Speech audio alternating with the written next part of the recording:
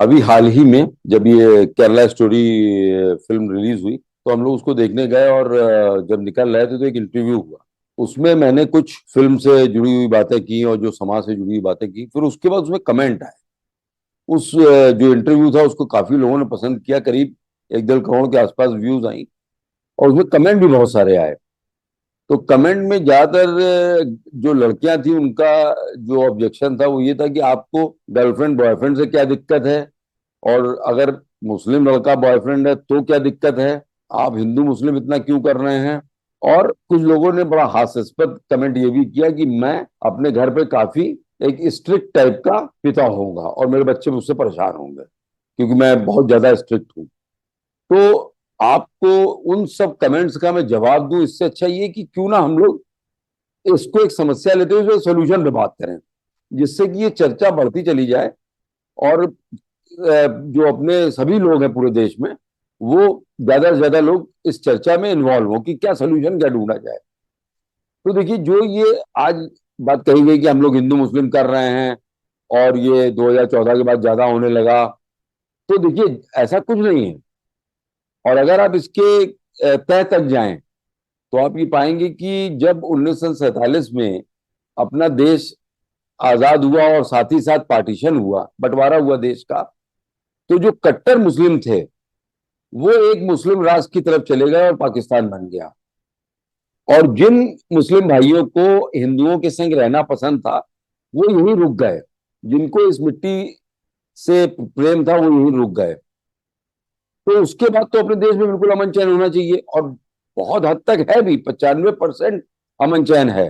केवल एक 5% तबका है जिसको कि आज भी हिंदू पसंद नहीं है, और वो जाकिर नाइक टाइप लोगों के बहकावे में आ जाते हैं और वो काफिर और ये सब वाली गणना करते रहते हैं, बातें करते रहते हैं।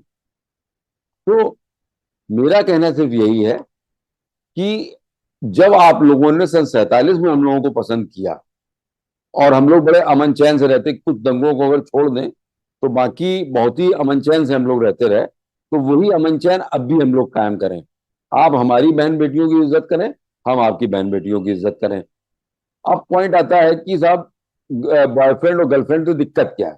देखिए, मुझे कोई दिक्कत नहीं है, और अगर आपको कोई दिक्कत है या नहीं है तो आप जब अपने बॉयफ्रेंड के संग चलती हैं या कहीं फिल्म देखने जाती हैं तो आप अपने मुंह पे कपड़ा क्यों बांधती हैं।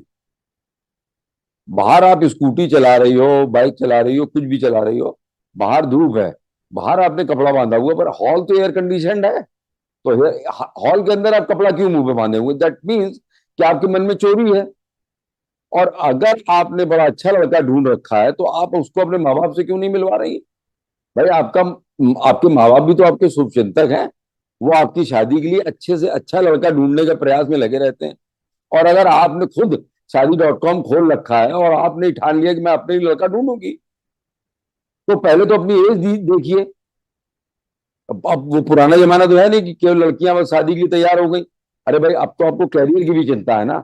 लड़कियां लड़कों के कंधे से कंधा मिला के चल रही हैं। देख लीजिए सिविल सर्विसेज की इस बार की मेरिट लिस्ट, लड़कियां ही लड़कियों ने टॉप किया है, आपको बता दें। फर्स्ट सेकंड थर्ड सब लड़कियां ही लड़कियां हैं। और ऐसा भी नहीं कि बहुत पैसे वाले घर की हों। आप साक्षी तंवर जी को, दिव्या तंवर, दिव्या तंवर को देखिए, उनकी 105वीं रैंक आई है। और घर में कितनी मतलब आर्थिक रूप से बहुत ज्यादा समृद्ध नहीं थे वो लोग। तो आप ये भी नहीं कह सकते कि हम उसमें पैसा कोई मैटर करता है। भाई, केवल आपकी लगन चाहिए। तो जो इस समय आपके फॉर्मेशन ईयर्स हैं जिनमें आप अपना कैरियर बना सकते हैं, तो भाई उसमें अपने आप को क्यों आप डिस्ट्रैक्ट कर रहे हैं कि मेरा एक बॉयफ्रेंड होना बहुत जरूरी है और फोन में मुझे 3 घंटे उससे बातचीत करनी है। इससे हो क्या रहा है। इससे देखिए, सबसे बड़ी चीज जो हो रही है वो ये हो रही है कि हम हिंदुओं लोग अपनी बहन बेटियों को देवी का दर्जा देते हैं, और अगर वो उस दैवीय रूप से जरा सा नीचे आती हैं तो वो हम लोग अपनी नजरों से उनको गिराने लगते हैं धीरे धीरे। अगर आप अच्छा आचरण कर रहे हैं तो आप सड़क पर आपको कोई देखने की हिम्मत भी नहीं करेगा। तो मेरा यही सुझाव है, और यही मैं चर्चा का विषय बनाना चाहता हूं कि क्या आपको मेरी बात अच्छी लग रही है, या आप मैं कुछ गलत कह रहा हूं तो आप उस पर मुझे मेरे संग डिसएग्री कर सकते हैं। और तीसरी बात आई कि मैं बड़ा स्ट्रिक्ट हूँ। देखिए साहब, आजकल जो मैंने माँ बाप को उसमें बड़ा भला बुरा कहा था, वो मैंने माँ बाप को सिर्फ इसलिए भला बुरा कहा था क्योंकि आज माँ बाप अपने बच्चों को समय नहीं दे रहे हैं। वो हर समय उनको टोकते रहते हैं, डांटते रहते हैं। देखिए ये तरीका नहीं है। आप अगर उनको कोई भी चीज, किसी कोई भी काम करने से रोक रहे हैं तो आप उनको उसका जस्टिफिकेशन दीजिए कि क्यों आप उनको रोक रहे हो। जो वो गलती कर रहे हैं उसका अंजाम क्या होगा, उनको अंजाम समझाइए। ना समझ में आए तो उदाहरण दिखाइए समाज से।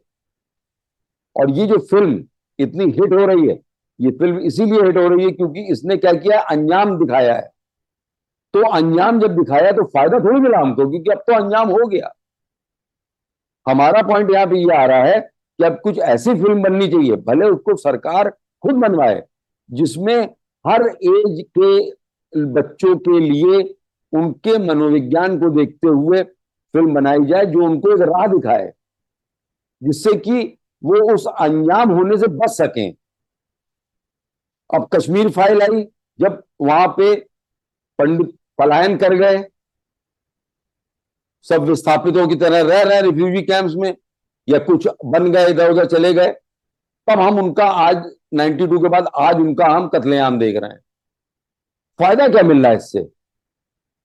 हम लोगों को अपनी सिविल सोसाइटी को क्या करना है क्या नहीं करना है, इसलिए मैं इस वीडियो के माध्यम से आग्रह करना चाहूंगा इंटेलेक्चुअल से कि वो आगे आए। मनोवैज्ञानिकों से आग्रह करना चाहूंगा कि वो लोग आए जो चाइल्ड साइकोलॉजिस्ट हैं, और जो एडोलसेंट एज के साइकोलॉजिस्ट हैं जिन्होंने इसमें महारत हासिल कर रखी है, वो आगे आए और कुछ इस तरह की सरकार को राय दें कि ऐसी फिल्में बने जिससे कि उन बच्चों को एक राह दिखाई जा सके। और जो मैं अपने अपना अगर एग्जाम्पल दूं, जैसे कुछ कई कमेंट में उन्होंने मुझे ही क्यों कहा है कि मैं बड़ा स्ट्रिक्ट एक पिता हूं। जी नहीं, मैं बिल्कुल स्ट्रिक्ट पिता नहीं हूं। मैं अपने बच्चे के संग हर समय मौजूद रहता हूं, उसके हर कार्य में मदद करता हूं, उसके संग खेलता हूं, उसकी जो भी जिज्ञासाएं हैं उनको शांत करता हूं। और मैंने उसमें कहा था मेरी बिटिया 10th में तो वो 96% एसएससी बोर्ड में मार्क्स लाई है। तो बच्चों का मनोबल बढ़ाना है हमको, हमको उनकी तारीफ करनी है घर में, जिससे कि अगर बाहर कोई उनकी, अब हो क्या रहा है, घर में हम तारीफ कर नहीं रहे और बाहर अगर कोई उनको तारीफ करता तो उसकी तरफ वो डर जाते हैं।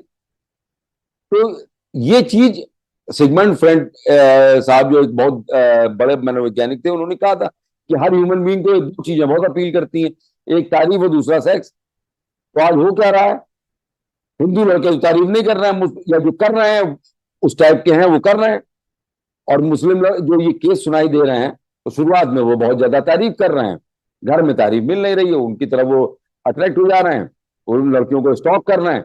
और उसके बाद आप देखिए अंजाम क्या निकल के आ रहा है, अंजाम निकल के आ रहा है सेक्स में। उसके बाद मुंह दिखाने काबिल नहीं रह जा रही है, या अपने करे हुए कर्मों पर रोते हुए नजर आ रहे हैं। तो मैं फिर आग्रह करूंगा कि इस जो भी मैंने कहा है आप उससे एग्री करिए या डिसएग्री करिए, पर इसको एक चर्चा का विषय जरूर बनाइए। धन्यवाद, नमस्कार।